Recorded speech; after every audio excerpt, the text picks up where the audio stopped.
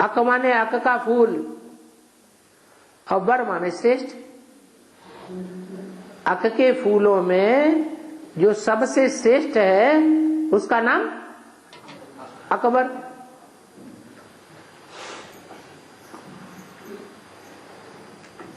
तो मुस्लिम धर्म तो दुर्गंध वाला फूल है या सुगंध वाला फूल है? इस्लाम धर्म है, मुस्लिम धर्म है, ये दुर्गंध वाले फूल हैं। विविचार की दुर्गंध फैली हुई है, लेकिन उनमें भी कोई श्रेष्ठ आत्माएं होंगी या नहीं होंगी? उनमें भी जो श्रेष्ठ आत्मा है उसका नाम उन्होंने दे दिया अकबर। जैसे मनुष्य सृष्टि में, आज मनुष्य सृष्टि में सब पतित हैं, उन पतितों में श्रेष्ठ का नाम क्या है? बाबा ने कोई नाम दिया है? आदम तो तब होगा जब नई सृष्टि शुरू होगी। आदिदेव, आदम, एडम। अभी तो नई सृष्टि शुरू नहीं हुई। अभी सृष्टि पुरानी है या नई है? पुरानी है। तो पुरानी सृष्टि में नाम क्या दिया? प्रजापिता। तो अकबर हो गया कि नहीं? पति सृष्टि का कौन हो गया? अकबर हो गया।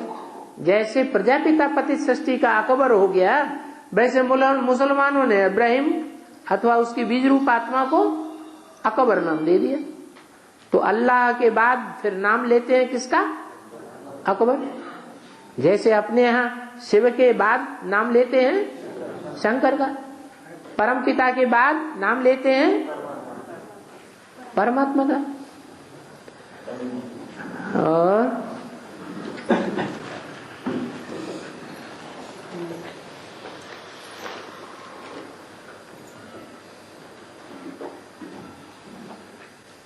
बाबा से सर्व संबंधों का रस कैसे ग्रहण करेंगे? भावना की बात है। अपने अंदर भावना धारण कर ली कि हमारा पिता है, हम इसके बच्चे हैं। तो ये जो भावना धारण कर ली, अब ये तो जानते हैं कि सुप्रीम सोल शिव तो हमारा बाप नहीं बनेगा। कौन बनेगा? जिस तन में प्रवेश करते हैं वो तनधारी आत्मा जन्म जन्मांतर हमारा बाप बन सकती है, अगर हम वैसे वैसे आचरण धारण करें तो। वैसा वैसा प्रैक्टिकल हम पार्ट बजावें तो बाप भी बन सकती है, ग्रैंडफादर भी बन सकती है, हमारा बच्चा भी बन सकती है, टीचर भी बन सकती है, गुरु भी बन सकती है, पति पत्नी के रूप में भी बन सकती है, भाई भी बन सकती है। तो ऐसे सर्व संबंधों की भावना अपने अंदर धारण करने की बात है, ऐसे संकल्प चलाने की बात है। क्योंकि ब्रह्मा के द्वारा संकल्पों से सृष्टि रची गई, तो क्या ब्रह्मा ने ही संकल्पों से सृष्टि रची? हम बच्चों ने नहीं रची, ब्राह्मणों के द्वारा भी सृष्टि रची जाती है। हर एक ब्राह्मण बच्चे में एक एक दुनिया समाई हुई है। 84 जन्मों में जितनी जितनी आत्माएं हमारे संसर्ग संपर्क में आएंगी अलग अलग जन्मों में, वो सब हमारी दुनिया है। उस दुनिया में कोई आत्मा कब हमारा क्या संबंध बनेगी, कब हमारे क्या संबंध में आवेगी, वो संबंधों की शूटिंग अभी हो रही है। और बाबा शिरडी के साईं बाबा कौन से देवता का रूप है? शिरडी के साईं बाबा, शिरडी साईं बाबा, शिरडी के साईं बाबा, शिरडी साईं बाबा। हाँ, कौन सा देवता का है? कौन से देवता का रूप है? कौन से देवता थे? देवता का रूप है। शिवजी, शिरडी के साईं बाबा, उनको देवता नहीं कहेंगे, वो तो महात्मा थे। देवता तो उनको कहा जाता है जो सतयुग और त्रेता में जन्म लेते हैं। और पक्का देवता उनको कहा जाता है जो सिर्फ सतयुग के आदि में जन्म लेते हैं और फिर 84 जन्म लेते हैं। ये तो कलयुग के अंत में उतरने वाली आत्मा है और मान मर्तबा पा लेती है, चारों तरफ शोहरत हो जाती है, जय जयकार हो जाती है। नई आत्मा उतरने के कारण मान मर्तबा ज्यादा हो जाता है। बाकी ऐसे नहीं है कि वो तो कोई देव आत्मा है। और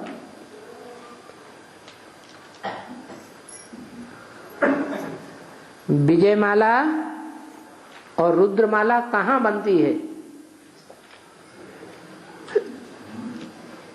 विजयमाला कहा गया है जो विजय दिलवाते हैं।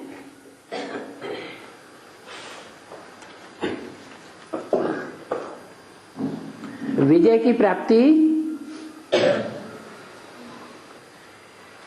प्योरिटी से होगी या सिर्फ याद से हो जाएगी? प्योरिटी की पावर न मिली तो विजय नहीं हो सकती। ये विजयमाला का काम है। रुद्रमाला ज्ञानी तू बच्चों की माला है। जितना ज्ञानी बनते हैं उतना योगी भी बनते हैं। ज्ञान कम है तो योगी भी कम है। तो हम किसके बच्चे हैं?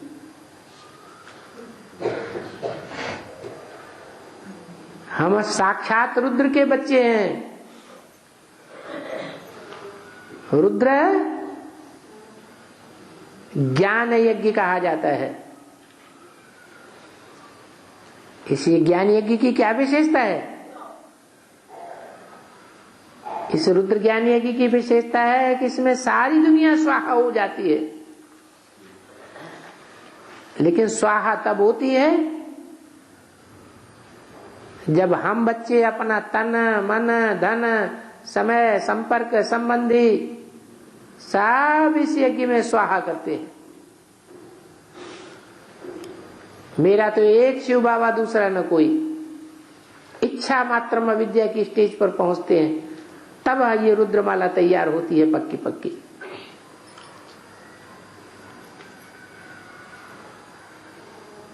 ये ज्ञानी तो आत्माओं की माला है। लेकिन प्रैक्टिकल में भी तो राज्य चाहिए। प्रैक्टिकल में राज्य चाहिए तो फिर तन भी चाहिए, धन भी चाहिए, प्रॉस्पेरिटी भी चाहिए। प्योरिटी से ही प्रॉस्पेरिटी होती है, प्योरिटी से ही सच्ची पीस होती है। उसके लिए फिर विजयमाला है। विजयमाला की शुरुआत होती है चंद्रवंशियों से। राधा चंद्रवंशी, कृष्ण सूर्यवंशी। लेकिन सूर्यवंशी कृष्ण को भी संपन्न बनने के लिए चंद्रवंशी राधा की जरूरत पड़ती है। जब तक उन दोनों का मेल नहीं होगा तब तक राजधानी तैयार नहीं हो सकती। तो बेसिक में शुरुआत होती है विजयमाला की और एडवांस में बनती है रुद्रमाला। पहले बनती है रुद्रमाला और बाद में बनेगी विजयमाला। उस विजयमाला में भी रुद्रमाला के मणके ऐड होते जाएंगे। जब सारे ही मणके ऐड हो जाएंगे तब पक्की विजयमाला कही जाएगी। पक्की विजयमाला तब है जब डबल मणके हों, नहीं तो कच्ची है। विजयमाला भी कच्ची और रुद्रमाला भी कच्ची। बाकी रुद्रमाला पहले बनती है और विजयमाला बाद में बनती है। और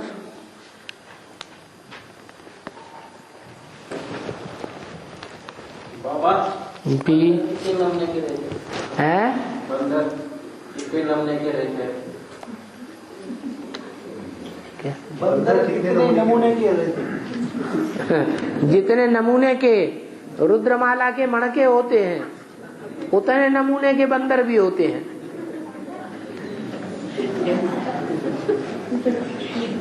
और हाँ सेंसिबल जो होंगे, हैं सेंसिबल जो होंगे उनको कोई राय पूछना नहीं चाहिए। तो श्रीमत तो लेंगे, श्रीमत पर चलने से भी कभी धोखा नहीं खाएंगे। सेंसिबल। अरे किसी ने तो समझा होगा, उसको बोल दो।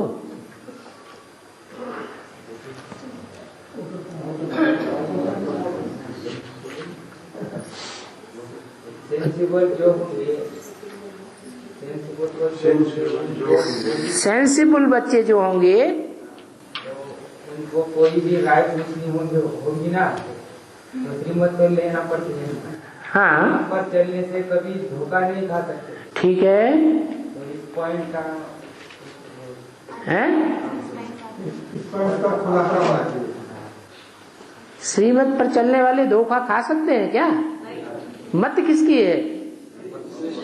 श्री माना श्रेष्ठ ते श्रेष्ठ बाप की मत है। औरों की मत पर चलने वाले धोखा खा सकते हैं।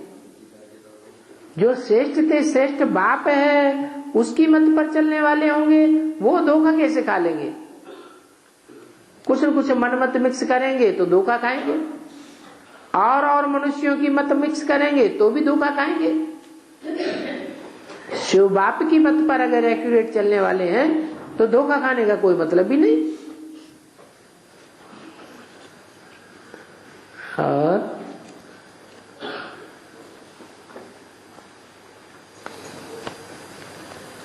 दूसरा है बाप सन्मुख आकर मत देते, तो यहाँ तो बाप मत देते हैं ना, जैसे स्कूल में टीचर पढ़ाते, तो इसका भी आपको बताइए। बाप सन्मुख आकर सन्मुख आकर मत देते हैं। हाँ बाप सन्मुख आकर हिम्मत देते हैं। हाँ यहाँ तो बाप मत देते हैं ना, जैसे स्कूल में टीचर पढ़ाते, तो थोड़ा इसका बताइए। हमको समझा दीजिए, समझ में नहीं आ रहा है। क्या नहीं समझ में आया? बाप सन्मुख आके मत नहीं दे रहे हैं अभी। बाप तुम किसे बाप समझते हो? शिव बाप सन्मुख आकर मत देते हैं या परोक्ष रूप में मत दे रहे हैं? सन्मुख ही तो मत दे रहे हैं। परंतु ये समझने की बात है, जिनको निश्चय हो चुका कि सन्मुख है उनके लिए सन्मुख मत है, जिन्होंने नहीं निश्चय कर पाया उनके लिए सन्मुख नहीं है। संशय पैदा होता है ये सन्मुख है या विमुख है। और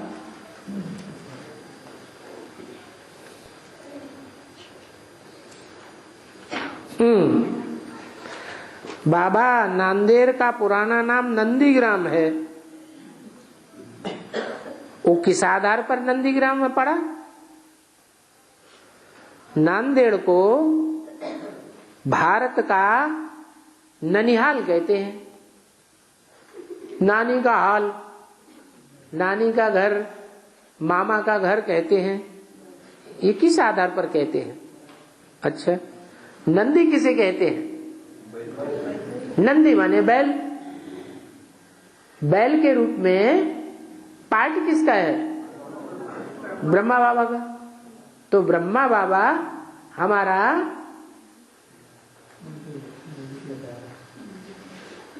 खास करके रुद्रमाला वालों का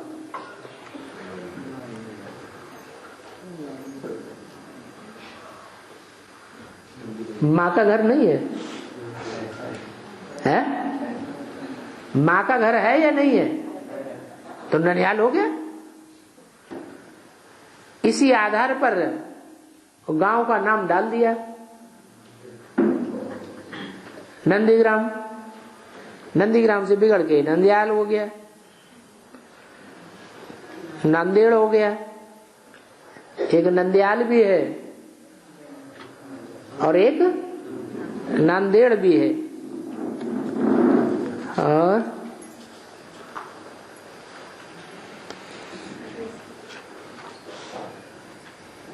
महाभारत युद्ध को महाभारी महाभारत गृह युद्ध कहना क्यों पड़ा? महाभारी, हल्का नहीं, कैसा? महाभारी। जैसे कोई कहते हैं ना, अरे भाई ये काम तो हमारे लिए बहुत भारी है, माने सहज काम नहीं है, बहुत उस काम को उठाना बहुत कठिन काम है। तो ऐसे ये युद्ध 63 जन्मों में या आधा कल्प में जो भी युद्ध होते आए हैं, उन जैसा युद्ध नहीं है। उन युद्धों के मुकाबले ये युद्ध महाभारी है, बहुत भारी है। खून की नदियां बहेंगी,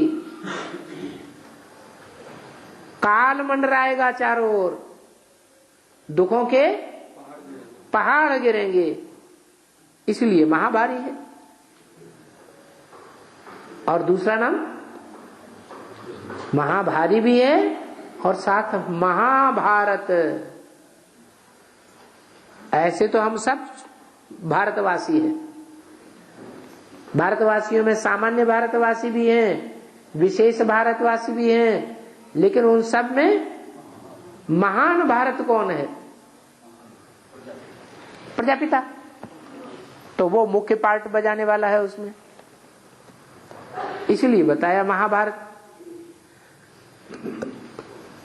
काय में रत रहता है वो प्रजापिता, काय में रत रहता है? भारत, ज्ञान की रोशनी में सबसे जास्ती रत रहता है, इसलिए महाभारत नाम पड़ा। और गृह युद्ध बाहर का युद्ध है या गृह युद्ध है? घर गृहस्थ के अंदर का ही युद्ध है। क्यों? क्योंकि वो भारत जो है वो सारी मनुष्य सृष्टि का बीज है, बीज रूप बाप है। वो बाप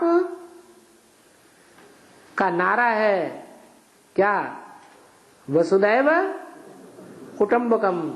सारी दुनिया ही हमारा ग्रह है, कुटुंब है।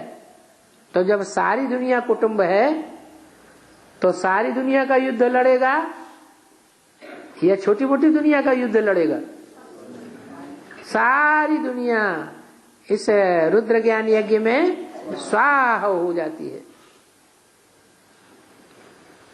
पुरानी दुनिया स्वाहा होती है, नया बगीचा जो बनेगा वो थोड़ी स्वाहा होगा।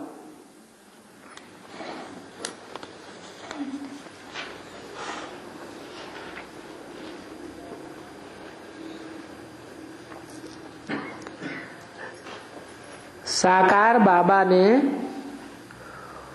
1966 में घोषणा की कि आने वाले 10 वर्ष में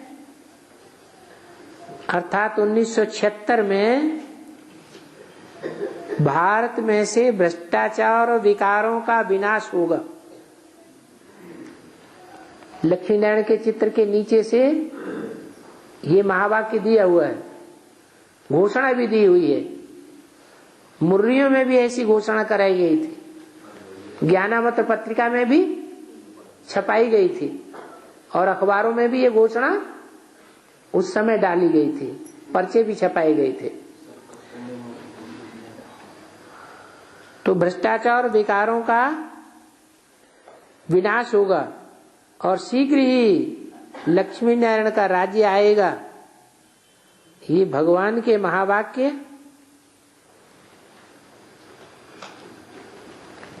कैसे साबित होंगे, कब होंगे?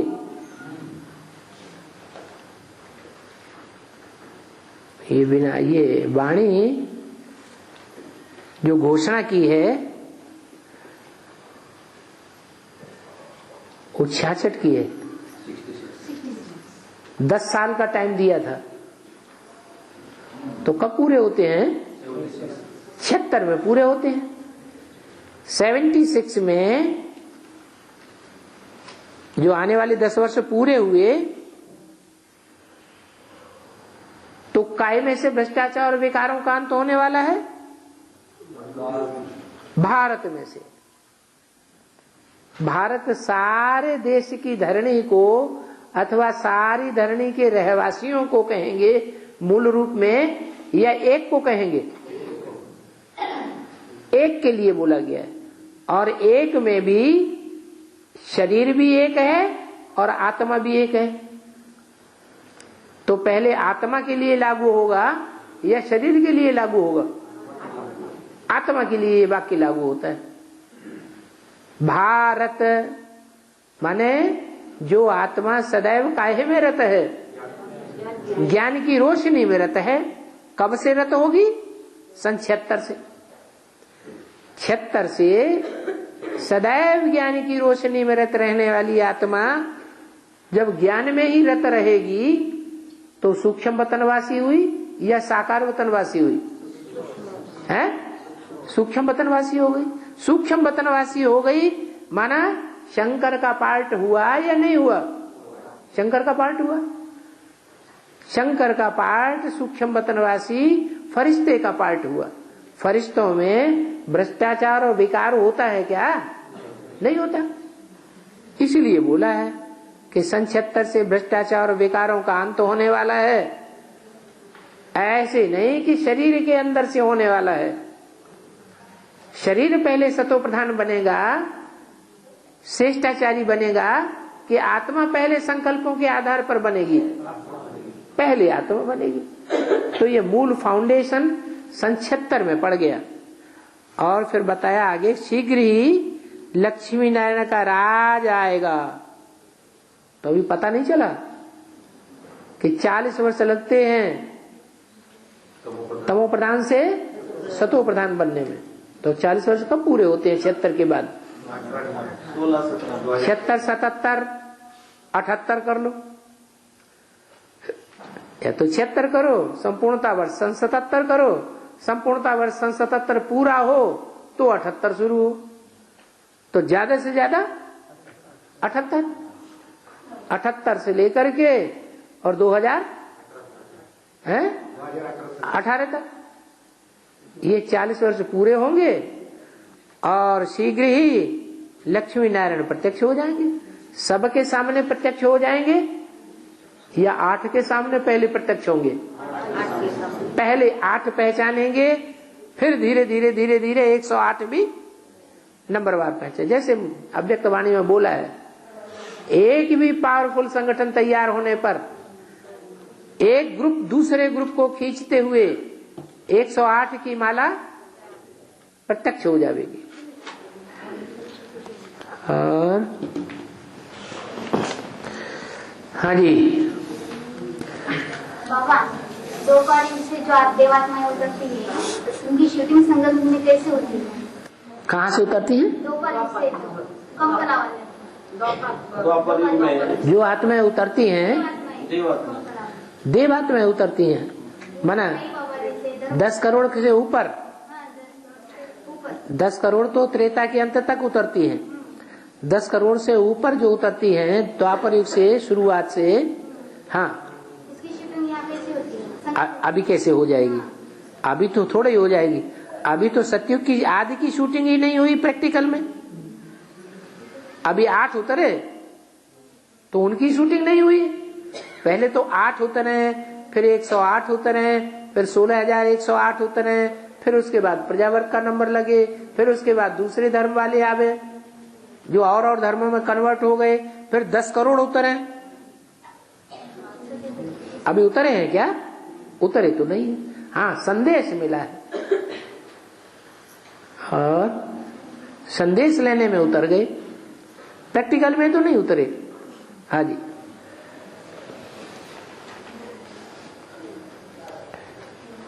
परभणी का नाम प्रभावती नगरी है। कहाँ है प्रभावती नगरी? है? पहले प्रभावती बोलते थे बाबा की परभणी। कौन से सन में बोलते थे? कोई हिस्ट्री है कि एक कहावत है? प्रभावती देवी का मंदिर था बाबा। कहीं हिस्ट्री में, कोई हिस्ट्री में ऐसा कुछ आया है पृथ्वीराज चौहान के समय में या उससे पहले कि प्रभावती नगरी थी? निजाम का जब पीरियड था, निजाम के पीरियड में गए थे। निजाम का जब बादशाह का राज्य था, हाँ, वो टाइम प्रभावती नगरी गए थे। उसका कोई प्रूफ मिले ना? अरे कहावत है बाबा, ऐसी है? अरे कहावत है, कहावत है। चलो कहावत को भी मान लेते हैं, लेकिन अर्थ जो है वो दो हो जाते हैं। परभणी का नाम है प्रभावती। ये प्रभावती का रूप बिगड़ा हुआ परभणी नहीं है। पर माने दूसरा, भणी माने बोला हुआ। क्या? परभणी माने दूसरों के द्वारा बोला हुआ, दूसरों द्वारा जिसका नाम मान शान निकला हो, दूसरों के द्वारा जिसका गायन हुआ हो, उसको कहते हैं परभणी। तो परभणी का नाम प्रभावती। प्रभावती का अर्थ होता है प्र माने प्रकट रूप, भा माने रोशनी। प्रकट रूप से ज्ञान की रोशनी, वती माने वाली, जैसे धनवती, धन वाली, ऐसे ही प्रभावती प्रकट रूप से ज्ञान की रोशनी वाली। तो प्रकट रूप से ज्ञान की रोशनी वाली तो सरस्वती है। सरस्वती का अपर नाम है प्रभावती।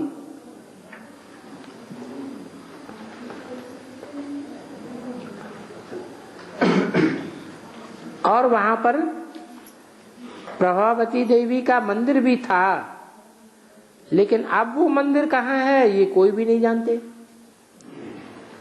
हो सकता है निजाम बादशाह के राज्य में उस मंदिर को उखाड़ के फेंक दिया गया हो, लेकिन ये तो अटकलें हैं, अनुमान की बातें हैं। पक्का प्रूफ कोई मिले तो कुछ निश्चित किया जाए। और बाबा, हाँ जी, सतयुग के अंत में 2 करोड़ हैं? सतयुग के अंत में 2 करोड़ देवता हैं, त्रेता के अंत में 10 करोड़। हाँ जी, और बाकी 33 कोटों में से जो बाकी है 23 करोड़ के अंत तक आते हैं। 23 करोड़। हाँ, 23 करोड़। हाँ, तो फिर कलयुग में तो देवता होते नहीं है, तो ये बाकी देवताएं कैसे? कलयुग में देवताएं नहीं होते? अगर देवताएं नहीं होते तो आज के भारत में कहीं कहीं ऐसे परिवार भी मिल रहे हैं जो 60, 65, 100 लोगों का परिवार एक ही चूल्हे पर खाना खा रहा है और एक ही उसका मुखिया है, और मुखिया अपने परिवार में ऐसे माना जाता है जैसे राजा माना जाता हो। ये कैसे मिल रहा है? धर्म सत्ता, राज सत्ता एक ही हाथ में होती है, पूरे परिवार का एक ही भाषा होती है, एक ही कुल होता है, एक ही मत होती है। वो मुखिया जहां चलेगा, अगर जनता पार्टी में जाएगा तो सारा परिवार कहां जाएगा? जनता पार्टी में जाएगा। ऐसे परिवार मिल रहे हैं कि नहीं मिल रहे हैं? प्रायः लोप हैं, माने कहीं कहीं बिरले मिल रहे हैं, मोस्टली नहीं है।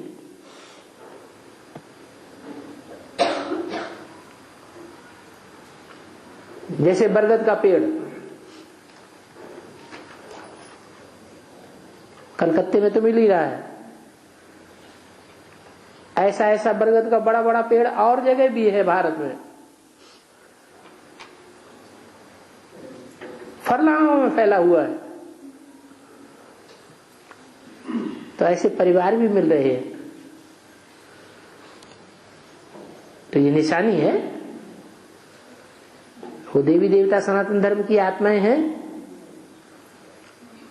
जो एक भाषा, एक राज्य, एक धर्म के कंट्रोल में चलने वाले हैं।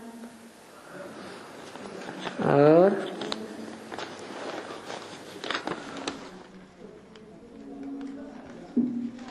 बाबा हाँ जी। ये अपने अहमदपुर का नाम राजौर था। हैं? राजौर अहमदपुर का राजौर। राजौर हाँ। फिर इसको अहमदपुर कैसा रखा गया?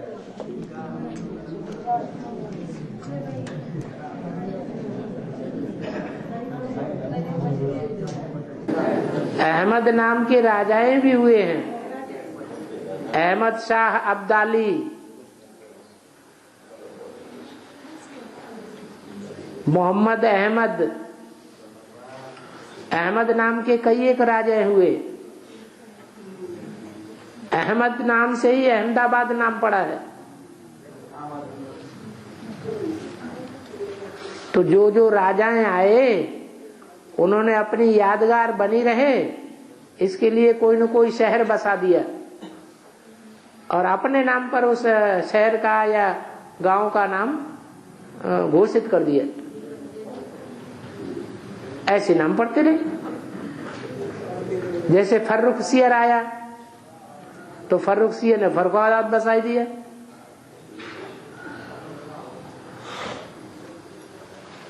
ऐसे बहुत से शहर हैं। हैदराबाद किसके नाम से हैदराबाद नाम पड़ा? ऐसे नाम पड़ते गए।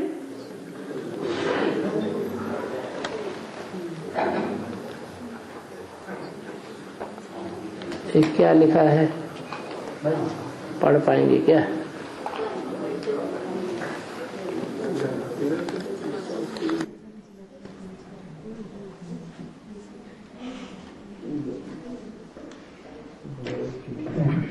चिरंजीव बाबा चिरंजीव उसे कहेंगे रेस्टोरेंट से जन्मों की जानकारी होती। चिरंजीव अभी होते हैं क्या?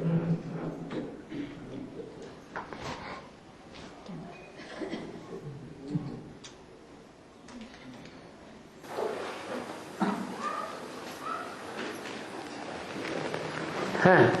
बाबा चिरंजीवी उसे कहेंगे जिसे 84 जन्मों की जानकारी होती है। सब चिरंजीवी ज्यादा समय तक जिंदा रहने वालों को चिरंजीवी का 84 जन्मों की जानकारी होती है। जानकारी नहीं। वो चिरंजीवी अभी होते हैं क्या? नहीं, जानकारी नहीं। हाँ, जानकारी यहाँ होगी तो चिरंजीवी भी होंगे। जिनको जानकारी ही नहीं होगी तो चिरंजीवी होंगे कहाँ से? ठीक है।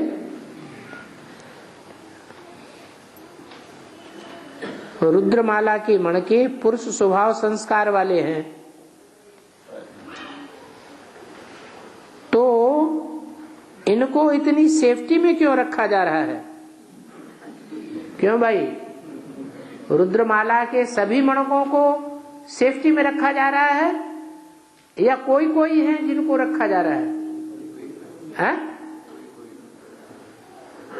रुद्रमाला के कितने मणके हैं?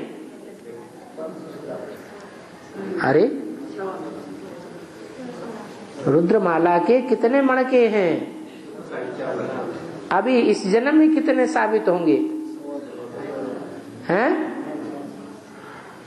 4.5 लाख तो विजयमाला में से आधे आएंगे। 2.25 लाख है ना, तो 2.25 लाख जो है वो सब सेफ्टी में रखे जा रहे हैं क्या? हैं? नहीं, कोई कोई उनमें से चुने हुए हैं जिनको सेफ्टी में रखा। टोटल आखिरी तक कितने होंगे जिनको सेफ्टी में रखा जाएगा? 16,108। 2.25 लाख में से 16,108 ये तो कुछ भी नहीं हुए।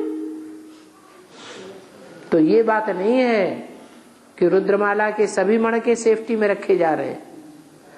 दूसरी बात यह है कि रुद्रमाला के मणके तो हैं जिनको सेफ्टी में रखा जा रहा है विशेष को, लेकिन क्या वो पुरुष चोले में है या स्त्री चोले में है? स्त्री चोले वालों को ही रखा जा रहा है। माना स्त्री चोले वालों को सेफ्टी में रखना अच्छी बात है या खराब बात है? अच्छी बात है। लेकिन प्रश्न कोई को उठ रहा है, क्यों हमको रखा जा रहा है, इतनी हमारी सेफ्टी क्यों की जा रही है? तो इतना मतलब वो स्वतंत्र होना चाहते हैं, बंधन में रहना उनको पसंद नहीं है। ऐसा संस्कार, ऐसा स्वभाव, ऐसा संकल्प क्यों आ रहा है? क्योंकि पूर्व जन्मों में कैसे होकर रहे हैं? हाँ, राजा बन के रहे हैं, स्वतंत्र संस्कारों वाले। ये भारत के राजाएं किसी के कंट्रोल में, किसी के कंट्रोल में नहीं रहे, किसी के बंधन में नहीं रहे। उनके ये महावाक्य हैं, संकल्प चल रहे हैं कि हमको इतना सेफ्टी में क्यों रखा जा रहा है। और विजयमाला के मणके जो रानी बनने वाली आत्माएं हैं, पवित्रता की देवियां हैं, उनको इतनी सेफ्टी में नहीं रखते हैं।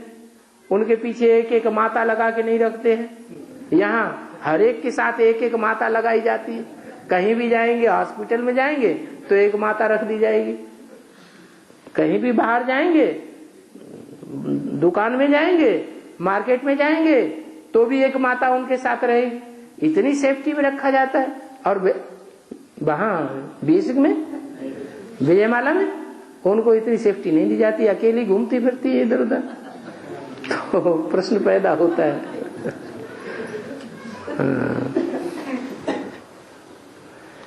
धर्मशास्त्रों में गीता का रचयिता कृष्ण मान लिया गया है। तो गीता का रचयिता शिव कैसे सिद्ध करना है?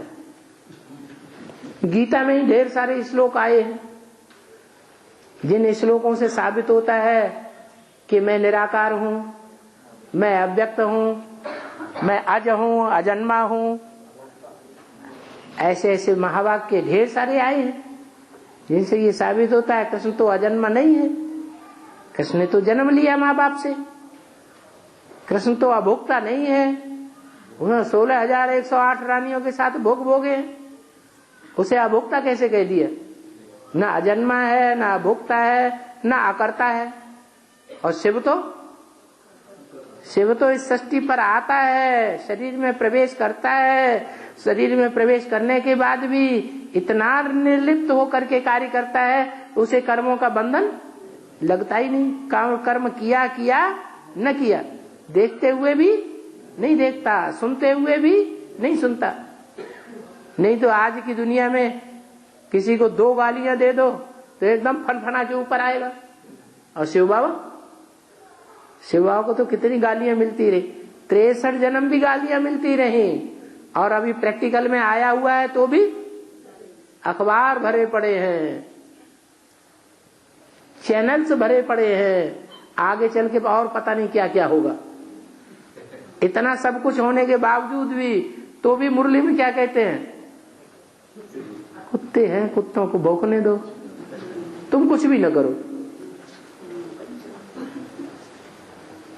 बाबा खुद तो कुछ करने वाला नहीं है, लेकिन बच्चों को भी क्या कह दिया?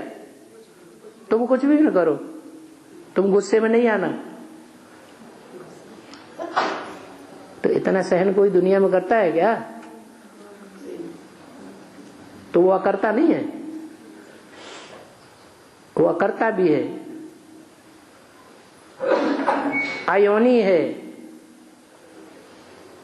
हम तो सब तो जन्म लेने वाले हैं, वो थोड़ी गर्भ से जन्म लेता है। एक तो गीता में ही लिखा हुआ है।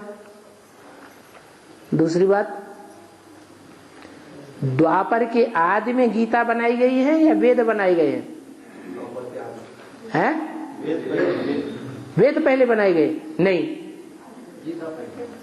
जैसे यज्ञ के आदि में पहले गीता पढ़ करके सुनाते थे कि पहले मुरली चलाई जाती थी, हैं? गीता पहले पढ़ के सुनाते थे, गीता के अर्थ बताते थे। तो पहले गीता ही निकली है। ऐसे ही द्वापर के आदि में पहला शास्त्र निकला है गीता। बल्कि गीता भी नहीं निकली, गीता से भी पहले बने हैं चित्र। अजंता, एलोरा, एलिफेंटा, हिंदू कुश आदि पर्वत जो है उनमें गुफाओं में जो चित्रकारी हुई है, उन चित्रकारियों से ये साबित होता है कि वो सारे शास्त्र उन चित्रों में भर दिए गए। शास्त्रों का सार भरा हुआ है। उस सार का भी सार गीता तैयार हुई है सबसे पहले। तो पहला पहला जो शास्त्र होगा वो सतो प्रधान होगा या तमो प्रधान होगा? तो गीता शास्त्र सत्य सात्विक था। उसमें कृष्ण का नाम उस समय नहीं था। बाद में कोई कृष्ण के फॉलोअर्स आए हैं जिन्होंने 1947 में शूटिंग करना शुरू किया। पहले निराकारवादी रचना थी या साकारवादी रचना थी? पहले निराकारवादी रचना थी। जैसे शूटिंग में हुआ है वैसे ही वहां हुआ, प्रैक्टिकल में हुआ है।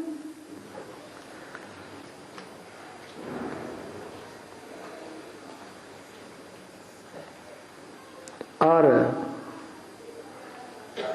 निराकार का अर्थ भी तो समझना है। निराकार का मतलब ये नहीं कि बिंदी, बिंदी अगर है तो वो बोलेगी कैसे? वो बिंदी भी साकार तन में आकर निराकारी स्टेज बनाता है। निराकारी स्टेज बनने के बाद फिर सृष्टि पर प्रत्यक्ष होता है। जब तक संपूर्ण निराकारी स्टेज नहीं बनी है तब तक संसार में वो प्रत्यक्ष ही नहीं होगा।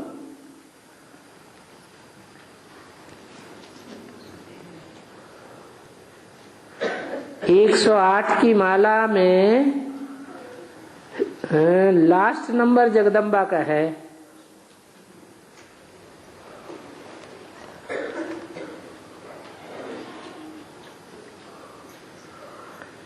तो क्या ऐसे ही गंगा और यमुना के लिए भी नंबर फिक्स है क्या?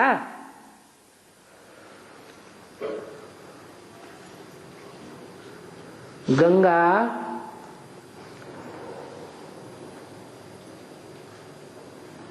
ये भीष्म पितामह, ये सन्यास धर्म के मुख्य मणके है या नहीं है? मुख्य मणके हैं। तो सन्यास धर्म की आत्माएं पहले प्रत्यक्ष होंगी या चंद्रवंश की आत्माएं पहले प्रत्यक्ष होंगी? हैं? चंद्रवंश पहले प्रत्यक्ष होंगे।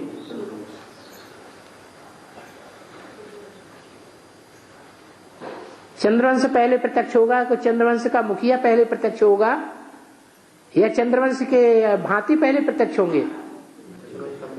हैं? मुखिया पहले प्रत्यक्ष होगा। अगर मुखिया पहले प्रत्यक्ष होगा तो चंद्रवंश का मुखिया तो चंद्रमा है ना? तो दुनिया में जितने भी धर्मगुरु हैं देहधारी, उन सब देहधारियों में सबसे बड़ा धर्मगुरु कौन है? ब्रह्मा। जब ब्रह्मा सबसे बड़ा देहधारी धर्मगुरु है,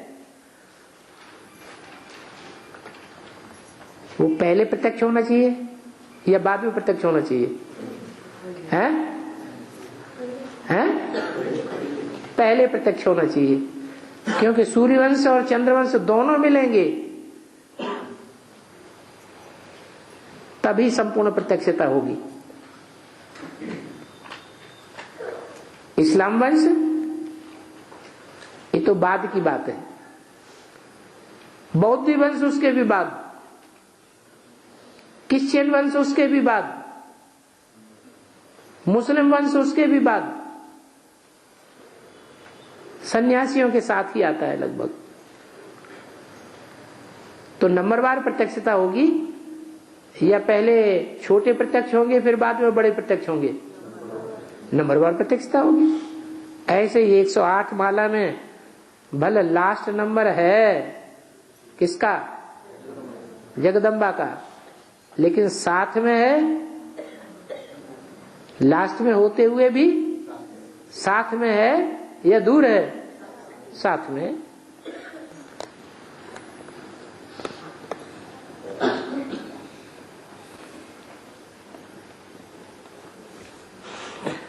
अणुबम सबसे पहले अमेरिका ने बनाए, ऐसे हिस्ट्री में आया है। क्या ये सही है? नहीं, एटम बम सबसे पहले अमेरिका ने बनाया या रशिया ने बनाया? रशिया ने बनाया। बनाने वाला है, इजाद करने वाला है रशिया, और फिर बनाने वालों में सबसे आगे बढ़ गया अमेरिका। और बाबा ऐसे क्यों कहा जाता है कि एक कुमारी 100 ब्राह्मणों की समान है और एक कुमार 700 ब्राह्मणों की समान है? ऐसे कहते, ऐसे क्यों कहते? क्योंकि 7 शीतलाएं जब खिलाई जाती हैं, पूजा होती है, तो 7 शीतलाओं के मुकाबले कौन रखा जाता है साथ में? एक कुमार रखा जाता है। तो एक कुमार की उतनी ही कीमत है, उतनी ही वैल्यू है जितनी 7 शीतलाओं की है। ये संगम युग की बात है। संगम युग में पहला मणका जो है अष्ट देवों में, उसे आदि देव कह दो, उसकी उतनी वैल्यू है, क्योंकि वो भी पहले पहले शुरुआत में जब प्रत्यक्षता हुई होगी पहली पहली, तो कुमार था या अधर कुमार था? कुमार था। तो वो एक कुमार की वैल्यू इतनी है जितनी 7 शीतलाओं की वैल्यू है। इसलिए भक्ति मार्ग में ऐसा गायन चला आ रहा है। इसलिए कुमारों के लिए इतना महत्व दिया है। क्या बोला है? कुमारों के लिए कोई महावाक्य बोला है? हाँ, कुमारियों के लिए, अधर कुमारियों के लिए, अधर कुमारों के लिए नहीं बोला गया। किसके लिए बोला गया? कुमारों के लिए बोला गया कि इतनी शक्ति होती है, वो चाहे तो जो चाहे सो कर सकते हैं। सारी दुनिया का ध्वंस करना चाहे तो ध्वंस कर दें, और सारी नई दुनिया को नवनिर्माण करना चाहे तो नया निर्माण कर दें। और बाबा 69 में ब्रह्मा बाबा ने शरीर छोड़ा, फिर उन्हें पुनर्जन्म उन्हें क्यों नहीं मिला? क्योंकि उनके साकार शरीर के सारे कर्म बंधन खत्म हो चुके थे, इसलिए उन्हें पुनर्जन्म नहीं मिलता है।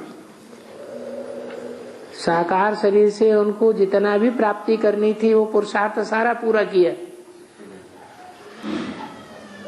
इसलिए उनको शरीर नहीं मिलना है साकार शरीर से। सेवक राम 40 में शरीर छोड़ा, सेवक राम ने पुनर्जन्म लेना पड़ा। पुनर्जन्म लेना पड़ा। उनका साकार शरीर का कर्म बंधन रह गया, उनका कनेक्शन है सारी दुनिया से, हिसाब किताब है सारी दुनिया से। और ब्रह्मा बाबा का हिसाब किताब है, वो भारत का बापू है या विश्व का बापू है? ब्रह्मा बाबा है बेहद में भारत का बापू, और प्रजापिता है सारे विश्व का बापू। तो सारे विश्व का बापू सारे विश्व से कनेक्शन रखना है या सिर्फ भारतवासियों से कनेक्शन रखना है? ब्रह्मा बाबा का इतना ही कनेक्शन था। तो अपना काम जल्दी पूरा कौन करेगा? जिसका कम कनेक्शन होगा वो जल्दी पूरा करेगा, या जिसका बहुत लंबा चौड़ा कनेक्शन है वो जल्दी पूरा करेगा? ब्रह्मा बाबा का कम कनेक्शन था, थोड़ी आत्माओं से कनेक्शन है जन्म जन्मांतर का, क्योंकि वो माता का पार्ट है, माता घर संभालती है और बाप बाहर संभालता है, सारी दुनिया में विचरण करता है। तो बाप का कनेक्शन और माता की कनेक्शन में बहुत अंतर होता है। माता घर संभालती है इसलिए थोड़े बच्चों से कनेक्शन है, और बाप का सारी दुनिया से कनेक्शन है इसलिए लंबा टाइम लगता है। और ब्रह्मा के 50 साल गए हुए शरीर के बिना। ब्रह्मा 50 साल गए हुए शरीर के बिना, तो 38 तक 2038 तक तो उसके 68 होते, 68 साल होते। 38 क्यों गए? 37 तक शरीर से एकाकार होने का काम जो है, विष्णु एक शरीर है या अलग अलग शरीर है? 5 एक शरीर है। उनमें भी विष्णु का जो रूप है वो राम और सीता से है, लक्ष्मी नारायण से है। तो चारों के संस्कार मिलकर के एक हो जाते हैं, उसे कहते हैं विष्णु का रूप। तो चारों पांचों आत्माओं के संस्कार मिलकर के 2018 में एक हो जाएंगे। इसलिए वो आत्माएं तो अलग है लेकिन शरीर एक ही कहा जाएगा। राम और कृष्ण के संस्कार मिलकर एक हो जाएंगे, या अभी जैसे लड़ाई चल रही है वैसे चलती रहेगी? सूर्य और चंद्रवंश और सूर्यवंशी की झगड़ा अंत तक चलता रहेगा या समाप्त होना भी शुरू होगा? कब से समाप्त होना शुरू होगा? 2018 से ये झगड़ा समाप्त होना शुरू होगा। तो जरूर दोनों के संस्कार मिलकर एक हो जाएंगे। तो आत्मा एक हो जाएगी और शरीर नहीं, शरीर एक हो जाएगा और आत्माएं 2 रहेंगी। और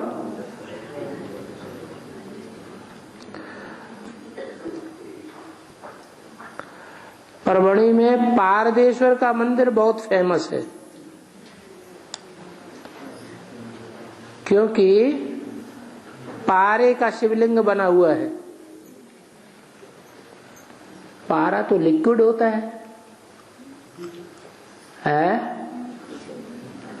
कि ठोस होता है? फिर उसका शिवलिंग कैसे बनेगा?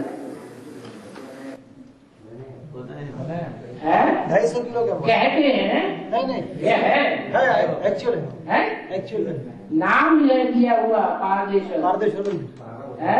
पारदेश्वर अरे पारा लिक्विड होता है, ये बनाया है? ये मिश्रण करके घन स्वरूप बनाया होता ही नहीं है। 15-20 साल पहले बने, नहीं बनता ही नहीं।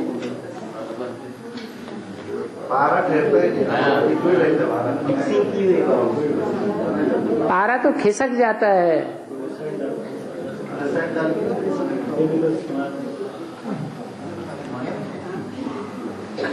ठोस कैसे बनेगा?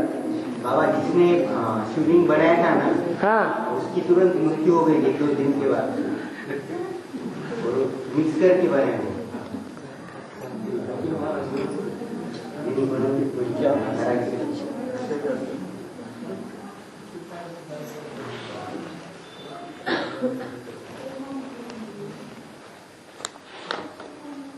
बाबा ब्रह्मा की तुरंत इंटरफेयर करती थी मुरली चलाते वक्त, तो अभी वो कैसे इंटरफेयर करती है? जिसका इंटरफेयर करने का स्वभाव है वो अंत तक इंटरफेयर नहीं करेगा। जिसने बात को समझाई नहीं है कि गीता का भगवान कौन है, तो अंत तक इंटरफेयर करेगा या नहीं करेगा? सब बातों में वो तो करेगा, चाहे तब हो चाहे अब हो।